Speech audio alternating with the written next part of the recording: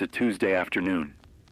You're pushing a cart through the frozen food aisle of a large supermarket, one of those wide, fluorescent-lit warehouses that smells faintly of refrigerant and baked bread. There are maybe 200 people in the building, families with toddlers in the cart seat, an older couple moving slowly, debating yogurt brands, teenagers near the snack display, a stock boy cutting open a cardboard box with a blade, moving with the mechanical efficiency of someone who has done this 10,000 times. You're not thinking about anything in particular. Chicken, maybe pasta. You check your phone. No signal. You assume it's the building. The overhead speakers are playing something soft and forgettable. A child drops a plastic bottle and it echoes down the aisle like a small gunshot. You glance up. Nothing. You put the chicken in the cart. Then the lights go out. Not a flicker. Not a brownout. A complete and instantaneous cut. Every light in the building dies simultaneously. The refrigeration units stop their low hum. The background music disappears mid-note. The self-checkout machines power down with a soft, descending tone, like something exhaling. For 3 full seconds, the store is absolutely silent. This is important. Remember those 3 seconds, because what happens in them tells you almost everything you need to know about who will make it through the next 24 hours, and who won't. Some people freeze. Some laugh nervously. A few immediately reach for their phones and use the flashlight. Most people look around, waiting for someone else to react first. This is called social proof, a documented psychological response in which individuals defer their own judgment to the behavior of the crowd in ambiguous situations. It is one of the most predictable human behaviors in an emergency, and in the next few minutes, it will become one of the most dangerous. The emergency lighting kicks in. Pale greenish strips near the floor and above the exits. Not enough to read by. Enough to see shapes. You try your phone again. No signal. Not just weak signal. Nothing. You toggle airplane mode off and on. You try Wi-Fi. There's a network called Superstore_guest, but it times out instantly. Around you, people are doing the same thing. You can tell by the glow of screens, by the low murmur of confusion spreading aisle to aisle like weather moving across a field. In the first 5 minutes after a power failure in an enclosed public space, crowd behavior follows a consistent pattern that researchers have documented across dozens of incidents, from shopping center outages to transit system failures. First, there is reassurance seeking. People cluster. They find their companions, reach for strangers, make eye contact. This is essentially harmless. Second, there is information seeking. People approach staff, look for announcement boards, listen for the PA system. This is also harmless, but it creates bottlenecks. Notice how everyone is gravitating toward the front of the store, toward the customer service desk, toward the exits. You, right now, should be doing the opposite. You move deeper into the store, not because it's safer in the long run, but because the back of a supermarket is where the information is. The loading dock, the manager's office, the staff entrance. And information, in the first 15 minutes of a crisis, is more valuable than anything on the shelves. You pass a floor employee, young, maybe 19, visibly unsure of what she's supposed to do. You ask her, calmly, if anyone has heard anything. She says the manager is trying to reach corporate on a landline. She says the system went down all at once. Everything. She looks at you like she's hoping you'll tell her what that means. You don't. But you note what she said. A landline. which means the phone infrastructure still partially functions, which means this is not a routine power outage. A routine outage doesn't kill cellular signals. A routine outage doesn't take down mobile data towers, which run on independent backup power. Something bigger has happened. This is the realization phase, and it is the most critical cognitive moment of the next 24 hours. Most people will stand in this supermarket for another 30 to 40 minutes, waiting for the lights to come back on. History tells us this. In the 2003 Northeast blackout, the largest in North American history at the time, the majority of people in affected areas did not begin meaningful preparation or relocation for 3 to 5 hours after the event began. They assumed it was temporary. They assumed someone was handling it. They stood on sidewalks and watched the skyline and waited. You do not have that luxury. Not because you are certain this is World War III, but because you are aware of the following. Simultaneous loss of grid power, cellular communication, and data service does not happen from a downed transformer. It does not happen from a local equipment failure. The scenarios that produce this kind of layered, total collapse are very few. An extreme solar geomagnetic event, a coordinated cyber attack on critical infrastructure, or a high-altitude electromagnetic pulse, a weapon whose theoretical deployment has been discussed in defense circles for decades, and which disables electronics over a radius that can cover an entire continent. You don't say any of this out loud. You begin making decisions. Decision 1. What do you take? You have roughly 12 minutes before the crowd at the front of this store either receives information that triggers a controlled exit or receives no information, which triggers something else entirely. You don't rush. Rushing is visible, and visible urgency is contagious. You move methodically.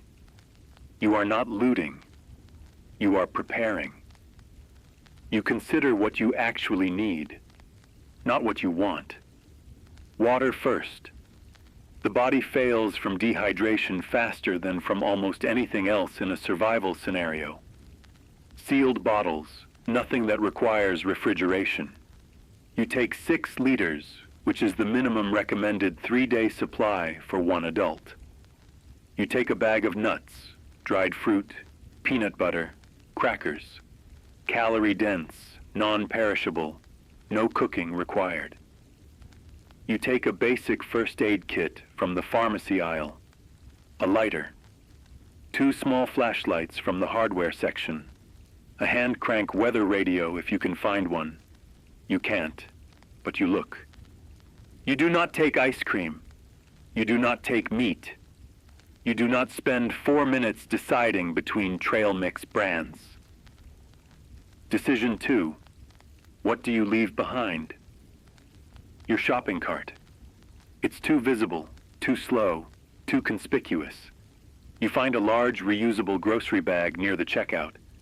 You transfer what matters. Everything fits. You can move quickly. Decision 3. Where do you go? Back toward the loading dock. You hear it before you see it. A voice near the front entrance. Sharp, high, not screaming, but close. Then another voice answering it. Then the particular scraping sound of a shopping cart moving fast, pushed by someone who has decided to move. In crowd dynamics research, this moment has a name: the threshold cascade. When enough individuals shift from passive to active behavior, it triggers adjacent individuals to do the same, not because they've received new information, but because the movement itself becomes the signal. One person running tells 100 people something is wrong, even if the running person is simply walking quickly toward their car. By the time a crowd in an enclosed space reaches approximately 15 to 20% active movement, exit behavior becomes non-linear. Bottlenecks form. Pressure builds at narrow points. In 1979, 11 people died at a rock concert in Cincinnati, not from violence but from crowd compression near a set of entrance doors, a phenomenon called progressive crowd crush, in which individuals at the back of a dense crowd, unable to see the danger ahead, continue to push forward. This store has 3 exits. 2 are at the front. 1 is the loading dock. You are already walking toward the loading dock. The back of the supermarket is quieter. A long corridor, concrete floor, the smell of cardboard and cold rubber. A few staff members stand near a metal door, talking in low voices. One of them has a battery-powered radio. You can hear fragments, an emergency broadcast tone, then a voice, steady and scripted, the kind that means someone prepared this message in advance. Advising all residents to remain indoors. Federal emergency protocols. Do not attempt. The voice cuts out. Static. You reach the loading dock door. It's unlocked. It opens onto a service alley. Narrow, unremarkable, running parallel to the parking lot. You can hear the parking lot from here. Horns. The distant sound of someone's alarm system. Raised voices. The alley is empty. You step through. The sky is normal. This is disorienting. You expected something to look different. It doesn't. Clouds, afternoon light, the ordinary skyline of an ordinary city on what was, until 40 minutes ago, an ordinary Tuesday. You do not go to the parking lot. You move along the alley toward the street that runs behind the retail strip. Residential, 1 block over. Lower density, quieter. You need to think, and you cannot think in the middle of a parking lot filling with confused, frightened people who are all about to discover simultaneously that their cars' electronic systems may not respond, that their credit cards will not work at the gas station 2 blocks over, and that their phones, which they have used as their primary survival tool, navigation tool, communication tool, and information source for the last 15 years, are now rectangles of unresponsive glass. That realization, when it fully lands, will change the tone of everything. You have perhaps 2 hours before it does. Here is what history and research suggest will happen in the next 24 hours in a city experiencing this level of infrastructure failure. In the first 2 hours, disbelief and improvisation. Most people will attempt to reach family members. Foot traffic will increase near cell towers, near government buildings, near hospitals. People will share information freely, generously, the way they always do in the early stage of a collective emergency, before scarcity makes information proprietary. In hours 2 through 6, resource anxiety. The first fights over fuel will start at gas stations, not because anyone is starving yet, but because gasoline is the most visible symbol of mobility and control. Stores like the one you just left will either be secured by staff or accessed by crowds, depending largely on whether anyone in authority makes a credible public statement in that window. In hours 6 through 24, social stratification. People with preparation, community, and physical distance from urban density will begin to separate meaningfully from those without. The most dangerous locations will be dense residential areas with limited green space, where large numbers of people have no water storage, no food reserves, and no way to verify what has happened or how long it will last. You are not safe. Let's be clear about that. You are less exposed than you were 40 minutes ago, and you have supplies for 3 days. 3 days is not safety. 3 days is a starting point. You walk. The alley empties onto a side street.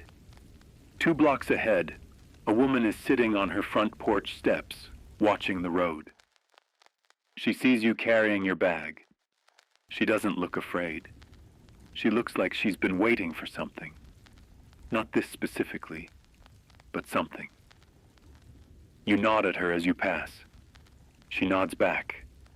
The sky is still completely ordinary, and somewhere beyond the ordinary sky, at an altitude you cannot see, something is either already over or has only just begun.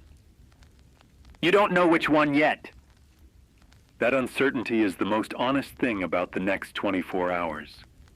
Stay calm, stay deliberate, and understand that the most important thing you can do right now is not panic, because panic, more than the darkness or the silence or the failing systems around you, is the only force that can truly guarantee you don't make it through.